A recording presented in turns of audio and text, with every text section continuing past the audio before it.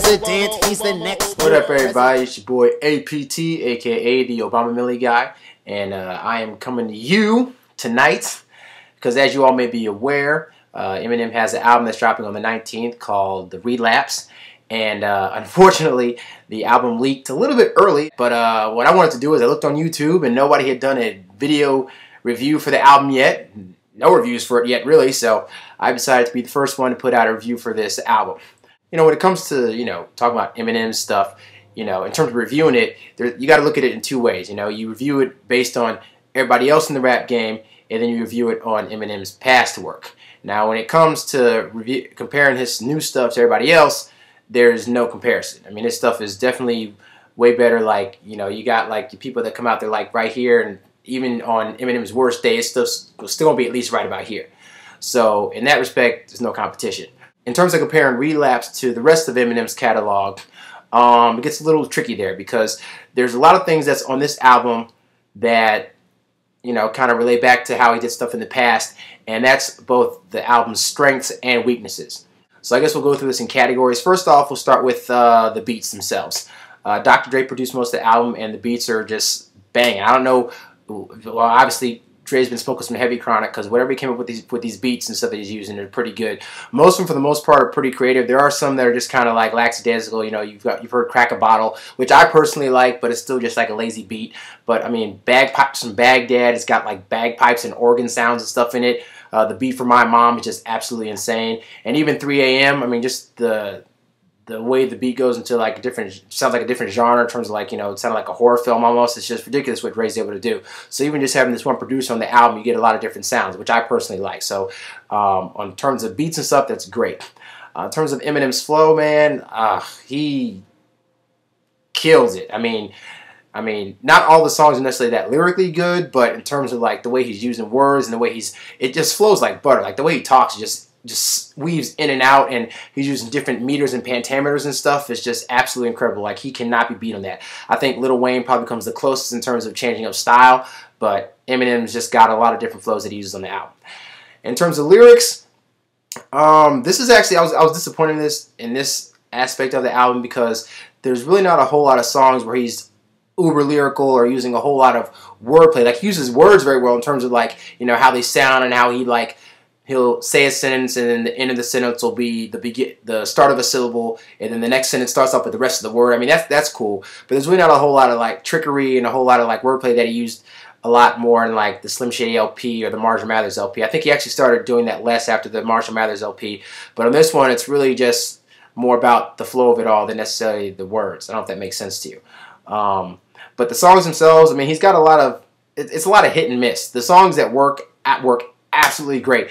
My personal favorite right now is My Mom, from everything from the chorus to, of course he's talking about his mom again, but it's from a different angle, and he does it in a story form that's similar to the way he did stuff on the Slim Shady LP, and where like he just uses different voices, and he's talking like his mom, which is absolutely hilarious.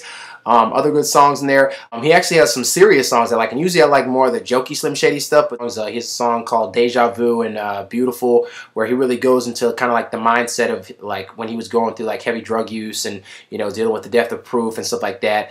And these are stories like he uses nice vivid imagery, and you really feel like you're connecting with him, and it's the few times on the album where he's not quote unquote being like fake funny Eminem, but like real life Eminem, and it actually does work very well for him. I wish he would do it more because he told the stories absolutely great. Some other songs. Some people are not a fan of "We Made You." Oh, this song doesn't sound that good, and he's using that ridiculous voice and blah blah blah blah. But I actually like the concept of the song about how he said, he's trying to make these girls think that they want him, even though he's really telling them that they want him and stuff like that. And I mean, the flow that he uses on the song in terms of like squishing all the words together and just using the forget K-Fed and the way it just kind of chops and dices. I personally find it interesting, so I really, really like that song. So like I said, when the songs work, they work really, really well. But there are also some songs that are just like downright just don't work for me. One of them was Hello. The The beat's nice. It's got a nice dark tone and a hard-pounding drum to it, but the chorus is really, really weak. It actually reminds me of Shake That Ass. He goes into that really funny kind of nasally voice, but he really sounds more like a retarded Spanish guy that just happens to speak English. And there's a story, he's sitting on some girl, he passes out in the bathroom, blah, blah, blah. But the chorus is just not really good. The way he tells the story is just kind of bland. It wasn't one of the songs that I would listen to over and over again. And another song that I was actually disappointed with was the last song on the album called Underground. You know, he's the Slim Shady LP, the Marshmello's LP, even the Eminem show, all those, the last songs on them were just like absolute, like this is the end of the album, and this is just going out with a bang, and it just built up very, very well, especially with the Marshmello's LP. Criminal was just absolutely great. The last song for Encore was okay. It had Dre and Eminem doing like a chant type song, which is kind of cool. But this one is just, I mean, he goes back to kind of like the way he ended the Slim Shady LP in terms of like, you know, I know a lot of people ask me, you know, blah, blah, blah, blah, blah, and whatnot. But and the chorus is kind of interesting because the chorus starts off nice and then he changes the flow of it for the actual verses. So, I mean, the setup is good, but it's a lot of rehash. In fact, one of the main problems I have with this album is that there's a lot of rehash on it. I mean, he's talking about, you know, fags again, and he's hitting on the same celebrity targets he's been hitting on for years, Britney Spears, Lindsay Lohan. He added Hannah Montana to the mix, which is great, but there were so many other new targets he could have gone after, you know. Jonathan Edwards comes to mind. Just a lot of new people, and he just went back to the old ones, the Mariah Careys, and he even talks about Christopher Reeve again, like in 2 songs, which, again, I mean, it's funny, but it's not new. And considering how long he's been away, you would think that at the very least, if he's going to come out and start dissing celebrities again, he would try to come at people that were like, you know, current, not people he was still riffing about as far back as 9 years ago. I mean, you know, it's great to have a Britney Spears joke here and there, but really, with the fact that she's somewhat got her life together, it makes it a little less funny than if he had released it even like 3 years ago, you know? So overall, in terms of the whole album, if I were to give it a rating, I would give it a 7 out of 10. Like I said, it's not the best of Eminem's catalog. I actually liked Encore, so I can't really say that it's better or worse than Encore. I would actually put it on par with Encore. So for those of you that were fans of that album, then you'll definitely like this one. For those of you that think that Encore was like the worst album in his catalog, then you're probably best getting a free download of it. Me personally, though, I just like having some Eminem to listen to, and I've listened to the album twice now, and it really does grow on you. Like when you listen to it the first time, you're like, oh, that's blah, blah, blah. And then you go back and you'll catch some stuff that you didn't hear the first time. So I'm sure I'll probably like some of the other songs that I heard in a few more listens that I didn't like the first time around or the second time around.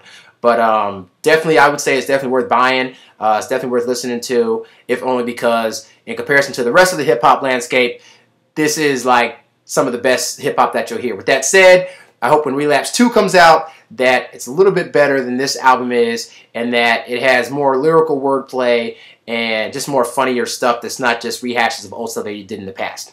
So that's the official APT review of Relapse, and for what it's worth, you all should definitely buy it because, darn it, he needs to be selling 1 million the first week.